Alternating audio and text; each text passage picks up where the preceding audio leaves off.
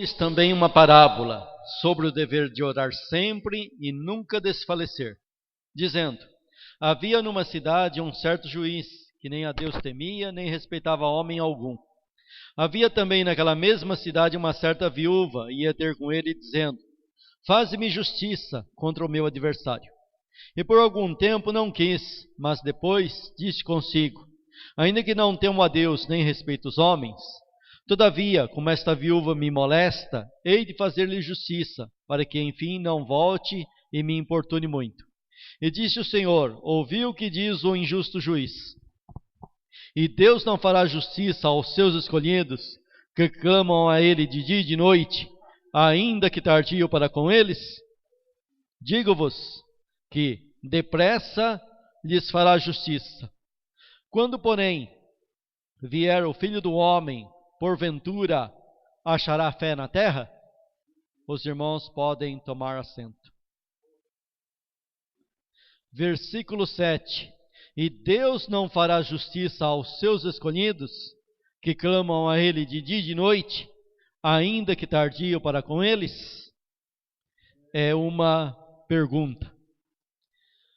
Aqui o capítulo começa dizendo sobre o dever de orar sempre e nunca desfalecer. Perseverança é colocado lá na carta de Paulo como um fruto do Espírito Santo. Só persevera aquele que tem em si o Espírito Santo e produz fruto. Produz os frutos, que os frutos do Espírito poderia resumir em um só: o amor. Mas, para efeito de estudo, o apóstolo então coloca uma sequência de frutos, mas ele diz lá no começo do assunto que o fruto do Espírito, ele fala no singular, fruto do Espírito, aí ele começa a descrever. E perseverança é algo que somente o verdadeiro cristão produz. Aqui esse texto, onde o tema é oração, está incluindo essa perseverança. Aqui não é apresentado como uma opção, é apresentado como uma obrigação. A pessoa cristã, o cristão, tem essa obrigação de orar sempre, e diz o texto aqui, e nunca desfalecer, nunca perder a esperança. Temos que manter acesa a esperança em nós. Temos que ter perseverança. Existem coisas que Deus nos atende rápido. Existem coisas que Deus demora um pouquinho. E existem coisas que a pessoa ora e leva muito tempo para vir uma resposta. E às vezes vem uma resposta dizendo não. Jesus não esconde de ninguém a responsabilidade de cada um. Ele diz na sua palavra: alguém quer vir após mim? Negue-se a si mesmo, tome cada dia a sua cruz e venha e siga-me, e me siga. É necessário, para seguir o caminho cristão verdadeiramente, pagar um preço. Esse preço aqui é o preço da perseverança, ser perseverante. É começar crendo, continuar crendo, e não tem outro remédio a não ser acreditar. Conta-se uma ilustração que um jovem, desses jovens que um pouco baderneiro, bagunceiro, peralta, arteiro, e diz que esse garoto subiu em um monumento. Esses monumentos, estátua de arte colocado em praça, e era algo muito grande, muito alto. E quando chegou em determinado ponto lá, o garoto não conseguia descer. E chamaram os entendidos, os salva-vidas, e olharam para aquele garoto, para aquele rapaz, aquele jovem, e ele estava numa situação bem delicada. Só que onde ele estava, não tinha como executar o salvamento. E a orientação para ele foi a seguinte: olha, suba mais um pouco, suba mais um pouco. Se ele tentasse voltar, ele caía. Aonde ele estava, não dava para salvá-lo, ele tinha que subir mais um pouco. Deus nos colocou num lugar que a única saída é ir para frente. Voltar é suicídio, é morte certa. Ficar no lugar que está é morrer na estagnação. Temos que seguir caminhando, como diz o escritor aos Hebreus, olhando para Jesus, firmemente para Ele, o autor e consumador da fé. Vendo o exemplo dele, que não tendo feito erro nenhum, cometido pecado nenhum, suportou a afronta dos pecadores, porque ele viu a grande recompensa que Deus tinha para ele, o grande trabalho e a grande recompensa. Ele viu eu e você, nos amou e nos amou até o fim. Se humilhou e no estado de humilhação ainda se humilhou mais um pouco até morte e morte de cruz. O exemplo de abnegação nós temos em Cristo. Cristo nos deu o exemplo. Cristo é o nosso exemplo. E temos que continuar. Vocês lembram daquela passagem do Velho Testamento, quando o povo de Israel saiu do Egito? E o interessante é que eles saíram do Egito e existia um caminho já de rota para a terra onde eles iam. Existia um caminho, e um caminho até curto. Não existia somente um caminho, existiam mais de um caminho para chegar onde eles iam. E o interessante é que Deus desviou eles de todos os caminhos da época. Os estudiosos não conseguem encontrar o lugar que a Bíblia fala que os israelitas acamparam para atravessar o Mar Vermelho. Porque quando olha no mapa da geologia passada, todos os caminhos passavam do lado, não iam naquele lugar onde eles foram. Mas está escrito lá que para o povo de Israel não ver a guerra e não voltar para o Egito, então Deus os levou por um caminho diferente. Um caminho que o povo não conhecia. Um caminho que o povo não conhecia. E Deus colocou eles no caminho mais difícil aos olhos humanos. Colocou eles num caminho e Deus mesmo avisou para Moisés: olha, Moisés, Faraó vai ouvir que vocês estão cercados e eles vão vir atrás de vocês. O lugar que Deus colocou eles, o texto bíblico diz que chama Pi-Hairote, que traduzido para o português é beco sem saída. Deus colocou um povo num beco sem saída. Não dava para ir para a esquerda, não dava para ir para a direita. Voltar, encontrava com a cavalaria de Faraó que estava vindo para fazer eles escravos de novo. E eles olharam para a situação e o que eles falaram? Moisés, você trouxe a gente aqui para morrer nesse lugar, porque lá onde a gente estava não tinha sepulcro, não é isso? A promessa sua foi de água abaixo, olha, nós estamos aqui. E qual que foi a resposta de Deus para Moisés? Diga ao povo que marche, diga ao povo que vá em frente.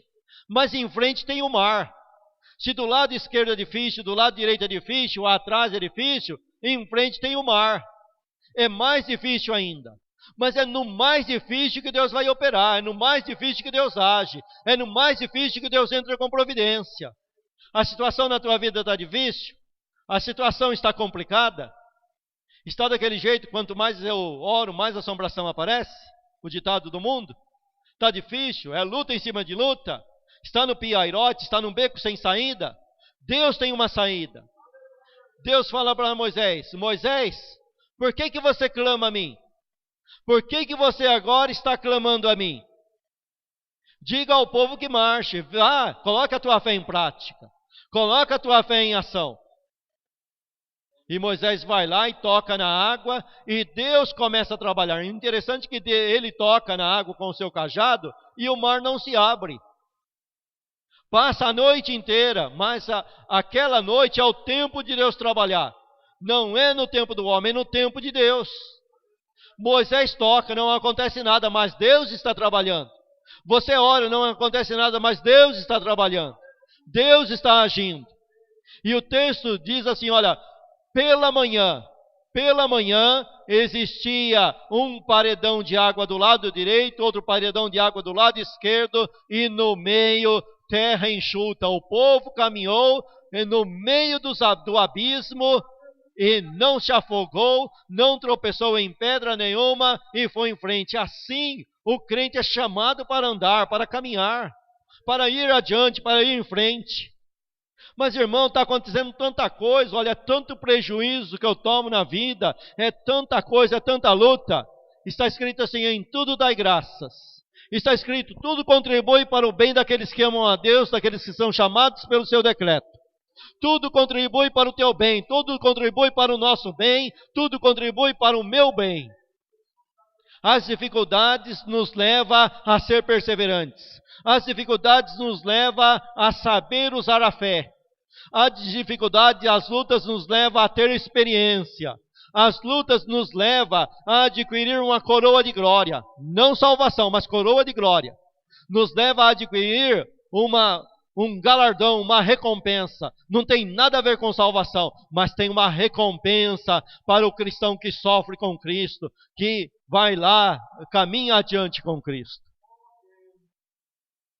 Orar sempre e nunca desfalecer. E aí ele conta a parábola do juiz iníquo. Sabe que muitas das vezes nessa vida nós temos que ser inoportuno. Muitas das vezes para conseguir certas coisas tem que ir lá e exigir e brigar no bom sentido, né? Mas cobrar, senão ninguém nos atende.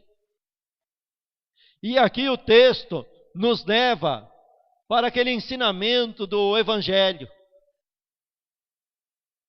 Batei e abrir-se-vos-á, pedi e dar-se-vos-á, buscais e achareis.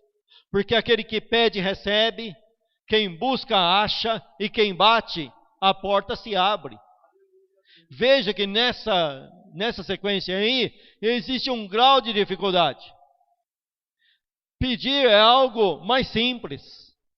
Pedir é algo que você faz até de maneira corriqueira. Ô irmão, Deus tem bênção para dar, faça um pedido aí, vamos aproveitar a oração do homem de Deus, vamos fazer um pedido.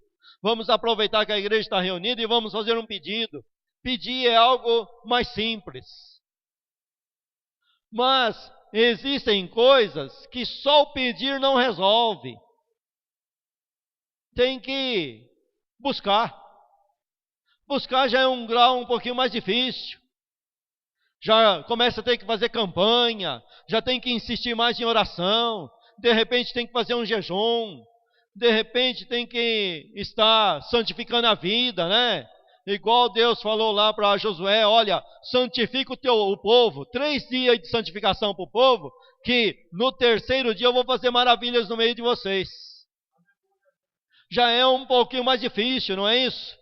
O crente ele começa a andar com Cristo, e para Cristo trabalhar no coração dele, tem coisa que Cristo tem que fazer, dar uma de durão, fazer o camarada aprender a buscar. Tem que, porque no buscar, você vai aprendendo a ter comunhão com Cristo. O pedir, vira as costas, recebeu, esqueceu que recebeu, agradece, outros não agradecem, mas o buscar já dá um pouquinho mais de comunhão, tem que buscar um pouco mais de Deus, ter mais um compromisso um pouco mais com Deus. Mas você tem um 3º grau, né, que é bater. bater. Aí a insistência. Vai lá, a porta está fechada. De repente buscar, você sabe lá onde buscar. Faltou tal coisa em casa, você sabe onde buscar. Você tem a despensa, você sabe onde buscar. Mas agora chega lá no buscar e a porta está fechada. Você vê que o grau de dificuldade aumentou. Mas é assim mesmo, é desse jeito que nós estamos tendo experiência com Deus. É dessa maneira que nós vamos aprendendo a maneira de Deus trabalhar conosco. Porque na oração, não é Deus saber quem somos, é nós sabermos quem Ele é. É aprendermos, termos a oportunidade de aprender com Ele, aprender com Deus, aprender com Jesus. E o texto continua aqui, dizendo no versículo 7. Versículo 6. E diz o Senhor: ouvi o que diz o injusto juiz. Se o camarada que dá a parábola é um camarada injusto, e por mais correto que um homem na terra seja, ele ainda tem falha. Mas ouviu o que o injusto juiz fala. Agora, faça uma comparação. E Deus? Deus não é injusto. Deus não é errado. Deus não aflige ninguém de bom grado, como diz lá, né, o Lamentações de Jeremias, né? Deus não aflige ninguém de bom grado. Deus não tem alegria em estar afligindo ninguém. A alegria de Deus é em dar. A alegria de Deus é em responder. A alegria de Deus é de ser glorificado por uma oração respondida.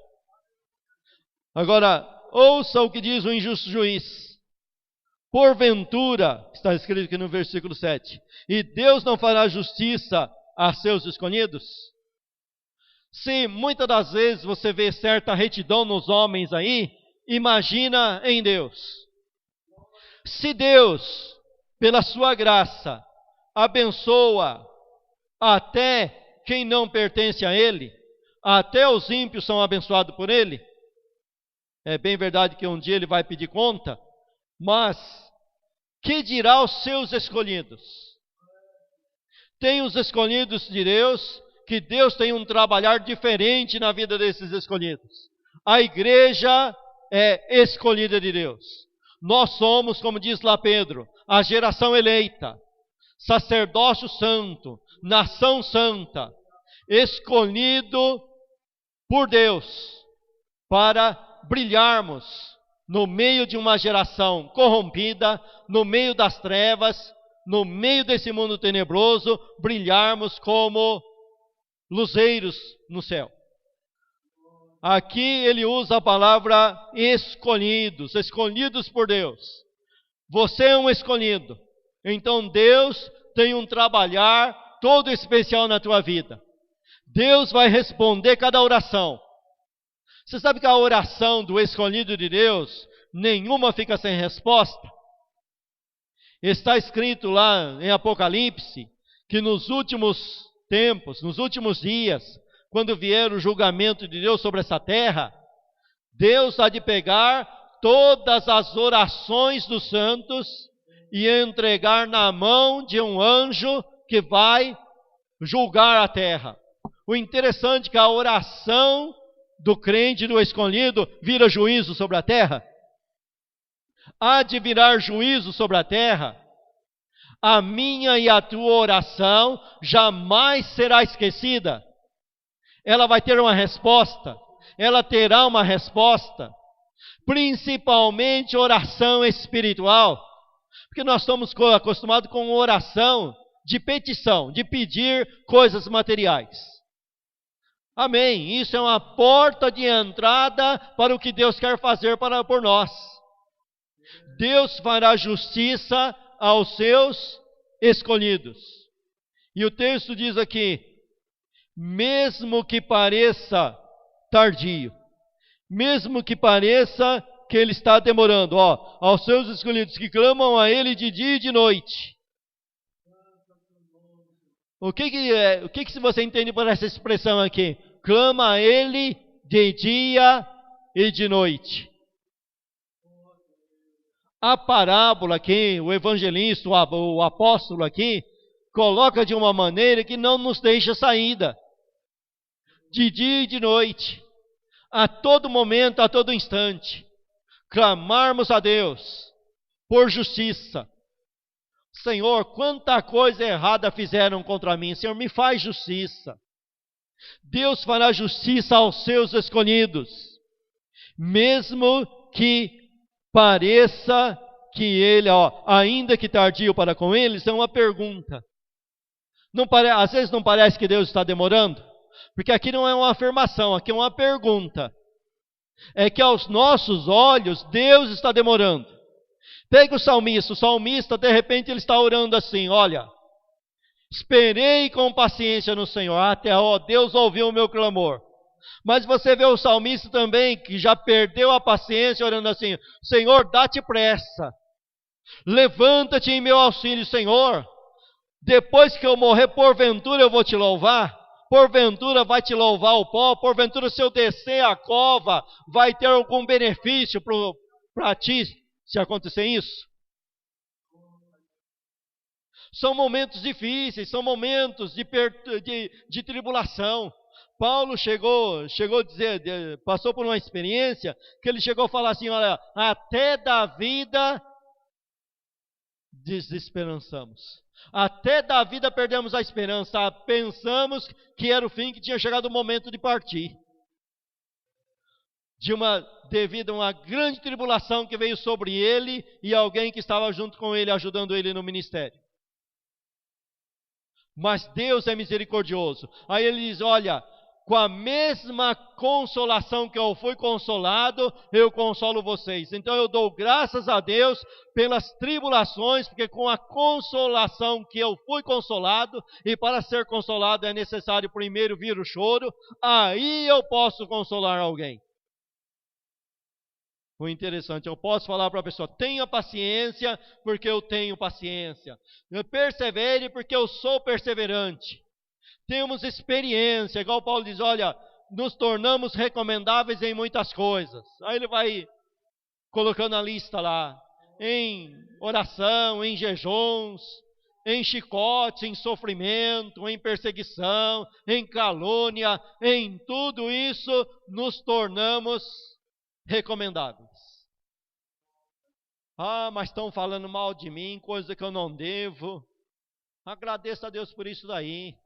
Aí quando você encontrar alguém querendo desistir da fé porque estão caluniando ele, você pode virar para a pessoa e falar, não, já fizeram coisa comigo assim também.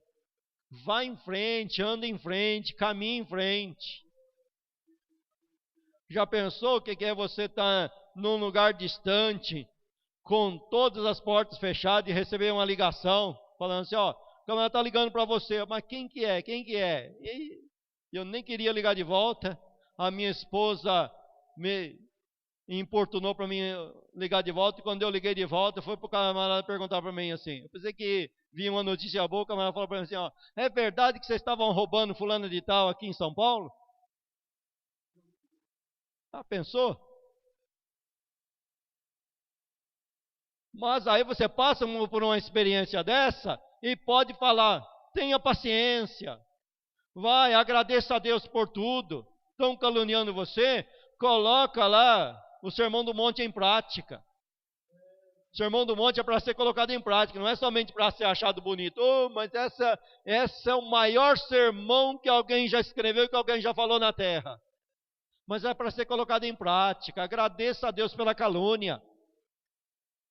Agradeça a Deus por toda a calúnia. Aí ele termina dizendo assim, digo-vos que depressa lhes fará justiça. Por isso que eu disse que era uma pergunta.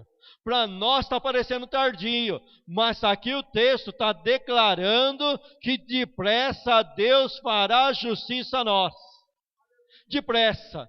Pode ser hoje, pode ser amanhã, pode ser no porvir, pode ser depois que você partir, mas que a justiça vai ser feita, vai ser feita. E no tempo certo, o tempo de Deus é o tempo certo, não é adiantado e nem atrasado, é no tempo certo, no momento certo, na hora certa.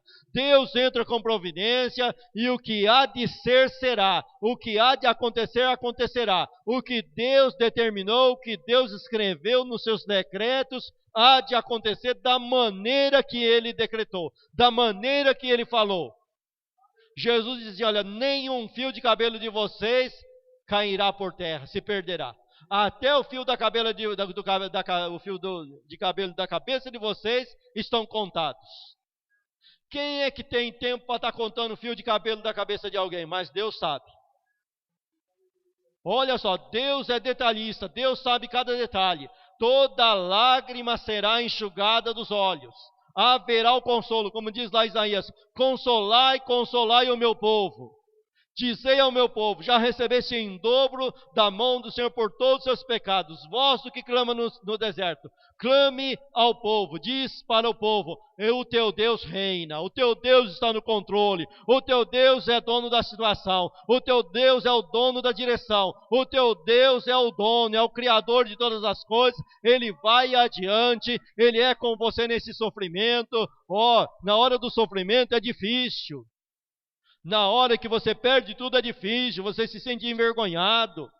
E as pessoas levantam a cabeça e te acusam mesmo porque você perdeu tudo. O caso de Jó, né? Perdeu tudo, você perdeu tudo porque você está em pecado. Você perdeu tudo porque Deus não está com você. Você perdeu tudo porque Deus não é na tua vida. Deus está irado contra você. Mas continue perseverando. Continue andando em frente. Continue olhando para Jesus. E você verá que a recompensa é grande. Aí ele termina dizendo assim, digo-vos que depressa lhes fará justiça. Quando, porém, vier o Filho do Homem, porventura achará fé na terra? É uma pergunta. Porque vai passando os anos, e a tendência é de perder a fé. Mas, se o mundo perde a fé, os escolhidos não. Se o texto aqui termina com um certo negativismo, mas os escolhidos receberam fé e vão continuar com fé. Na volta de Cristo, será como nos dias de Noé. Sabe que nos dias de Noé deu para contar quantos que tinham fé? Era 8 pessoas. Não é difícil de contar. Os dedos da mão ainda sobra 2 dedos. Era 8 pessoas só. E nos dias da volta de Cristo, será semelhante aos dias de Noé. Mas, quem tem fé, tem fé. Quem não tem, pode fazer o que quiser para ele, ele jamais terá fé. Mas quem tem, tem e vai continuar com essa fé. Nos últimos dias será poucos, mas terá gente com fé.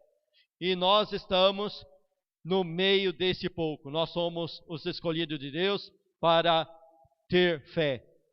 Então vamos perseverar e vigiar nessa caminhada. Amém? Deus te abençoe.